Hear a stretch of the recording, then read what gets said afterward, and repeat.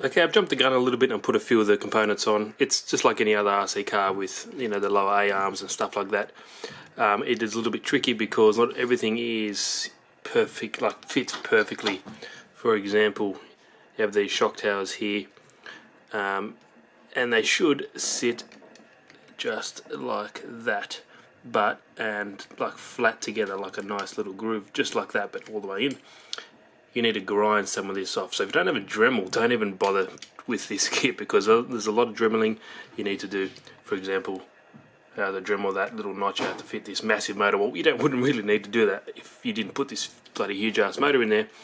But anyway, it is what it is. So here's the wheels and tyres that I'll put on for the moment. They're just drift tyres, but that looks pretty sweet. They're 1/10 scale, and I think they look pretty cool. So I'm going to go Dremel this guy out so they can fit flush on top here, because I have these two nice red aluminium shocks to match the red motor there that I want to put on here as well. So once I do that, I can just put an ESC on there and kind of wear these gears in so they're not grinding as much.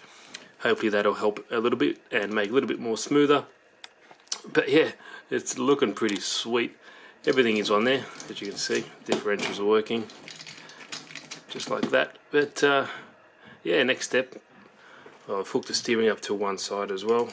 As you can see, it does work nicely. And another thing as well, when you put this other side on, just here, when you put this other turnbuckle on, or the steering mechanism, it kind of grinds there as well. So I need to grind a little bit more away with the Dremel, just to make, you need a little fine tuning everywhere with this kit with the Dremel. So let me get these sorted and I can put them on. Okay, now I've got everything all buttoned up.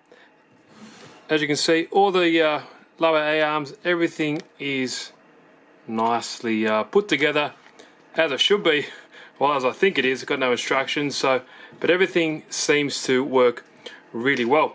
Now the other ESC I found out was only, I think, a 80 amp or 60 amp, larger footprint. This bad boy here is 120 amp. Not too sure about the quality, but whatever, it is what it is. And I've managed to get rid of some of this Dremel, all this crap out of here, because it has like a little plate here and a little thing here for the antenna. That was mitigating or limiting my ability to put things in here, and especially for a size of a battery. But this little guy fits in like a glove. I'll just put it in there. There we go, look at that. Perfect. Now I've just got to solder some connectors on here, and it actually fits in here like stupidly well. There we go. Look at that. That's not even held in with any tape at all, but that fits in like a glove. I just got to make sure that these wires are away from that center drive shaft, and that's it. But yeah, that looks awesome. I'm really happy about that. It gives me some room here for a LiPo battery. I know this isn't a LiPo, but this is a Lion, for example, and that gives it enough room like that just in there. So if I can kind of see if I can make everything kind of fit in kind of somewhere like that. I'm going to make it work, guys, don't worry about that. Definitely going to try make this fit. There's another, see this little kind of cast piece here on the chassis. That can always go as well, and that'll give me more movement down here. As you can see, everything is really, really tight fit. So what I might do, I might head out the back and see what LiPo, exactly what I have, maybe fits perfectly in here. If not, I'll just cut some of this chassis away. I might end up using this little 7.4 volt Lion. It's not perfect, but it will do for the meantime. But yeah, I want to get all this buttoned up, get these connectors soldered on, so I can actually test it out for you guys, because I think it suits, well, it suits. It looks pretty awesome at the moment. Everything is buttoned up in there. I've made sure, I've had a funny comment. Someone said, make sure you just dip it in Loctite, because these screws will come loose over time. But I've definitely Loctited everything. Everything's in there. I'm still missing the, I don't have the body posts in there at the moment. That's no biggie. I don't want them in there as yet. But also, check out that clearance there. That is ridiculous. I'm going to definitely have to grind that away as well, these edges, because I don't want that the pinion hitting. You can just see, look at that. It's so close, it's crazy. But anyway, you know why? That's because of my stupidly sized pinion gear. It shouldn't really be sitting that high. It normally sits a bit lower and a smaller one. But doing stupid things like I have here, it's all good. But let me see what LiPo I have. I want to get all this soldered on so I can plug everything up and show you how it looks, because I know you guys are dying just to see its first run. Alrighty, sorry about the crappy spaghetti wiring, but I just wanted to make sure everything works. I soldered on some Dean's connectors to this guy, and I just hardwired straight to the motor here. Everything is in the right direction, so it works fine. But as you can see, sweet. So this ESC was like it was made for it. It kind of just fits in there perfectly. I've put a bit of hot glue there, just in there, so these two wires don't want to come out and interrupt that drive shaft in the center, because when this guy's in there, it's right up. Like, I was about 5mm space, but I don't want them coming loose. So let me get some double-sided tape on here and get everything buttoned up so it's out of the way.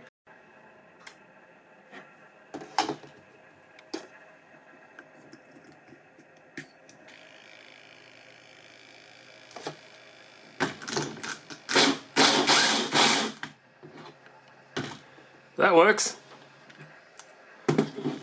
Alrighty, everything is put together. Now I just want to show you before I take it onto the road, and this might be the last time you see it in one piece, because God knows what's going to happen. Still got the drift tyres on here. These are 110 Scar drift tyres, and I think they look pretty cool actually. But here we go. I am pretty happy with how it's all turned out. Couldn't find the LiPo that would fit in this at the moment, so I'll just use this for this particular video just to see if it all works. But there we go, everything is working. As you can see, that fits in there perfectly.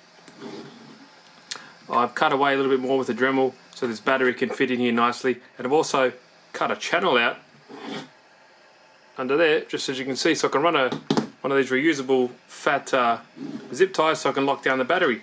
Really easy. Double-sided tape, the ESC down, some other components as well. Receiver, everything is down. And the wire is out of the way. And also with this this zip tie, I just clamp that guy down there so it's not flapping around in the breeze and might interfere with some of the gears. But there we go. Everything seems to work. Steering is fine, even though that servo is just a cheapie, it still does the job fairly well. There we go there. Let's give a bit more throttle. Actually, give another little close-up of everything. But yeah, everything works. Pretty happy with it.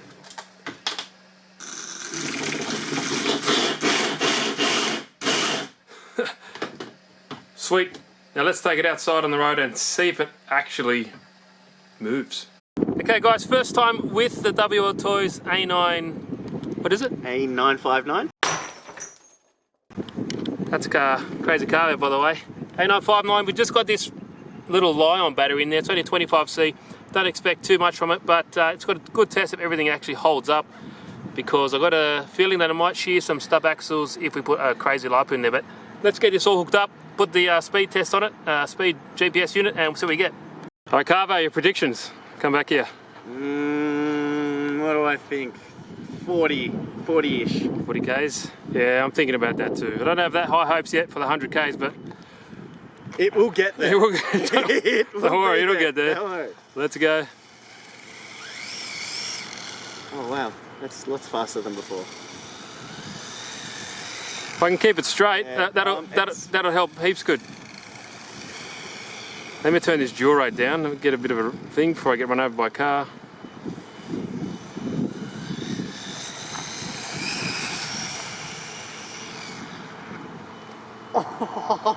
Donk. Watch out, There's a car. Car. Hey, hey, hey. There we go. Let's try that.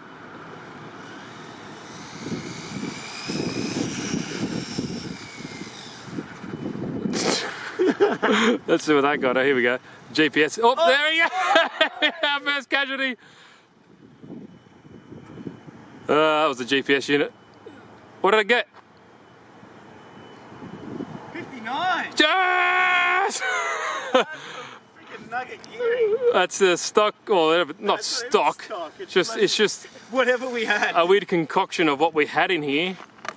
So we're just using this. I don't even know what that is. What is it? It's like a 24 pin? Yeah. So we definitely let's put let's put it back on and we'll see if we can change.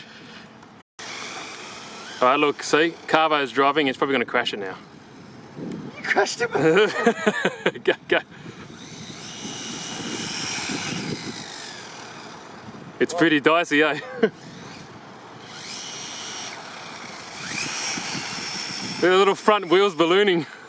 Yeah, keep going further up. Keep going further. Oh, that's it. And yeah, try from there. And just get all the way past us.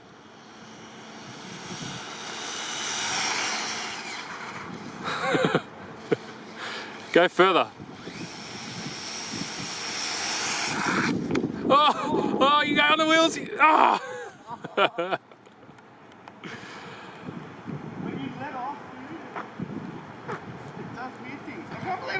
It still works. Yes. Go further down and go flat like a full pass.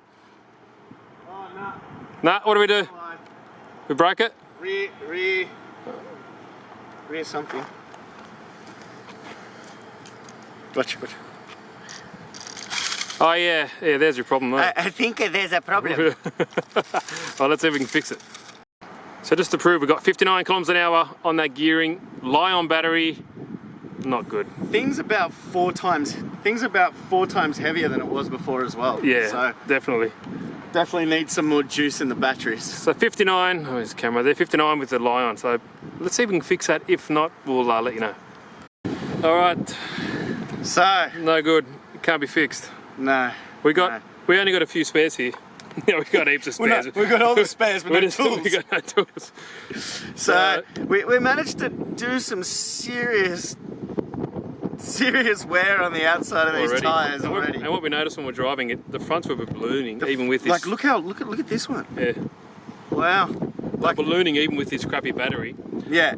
I reckon with another with a 3-cell battery, probably going to be easy. So we're gonna have to. That's why the phone's in the hand, because I'm looking up what our next battery selection is going to be. The only problem is the size we got here. We're going to try and work with not a lot of space. Maybe some drone battery. Might be able to get a little drone battery in there. Yeah, maybe a little drone battery in there. Yeah, it's looking pretty good. We tried.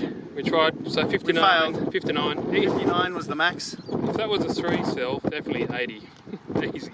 Oh yeah, easy. And if we can manage to get something done with this nugget town gearing. Yeah, and if I didn't explain before, guys, the problem is I can't change the gearing. It has to be bigger than this one either, because the motor, well, it's limited. The motor's so big that if I slide it over any more, I've already cut this indent in here. It'll hit the drive shafts in the middle. So maybe we're gonna have to look at getting something slightly smaller for this purpose. Maybe I have to screw our heads on and think maybe this is going to come. It's sitting right on the axle too. Yep, there's about 2 or 3 mil clearance. Yeah, not much. Not much at all, but it works. But anyway, we'll fix it.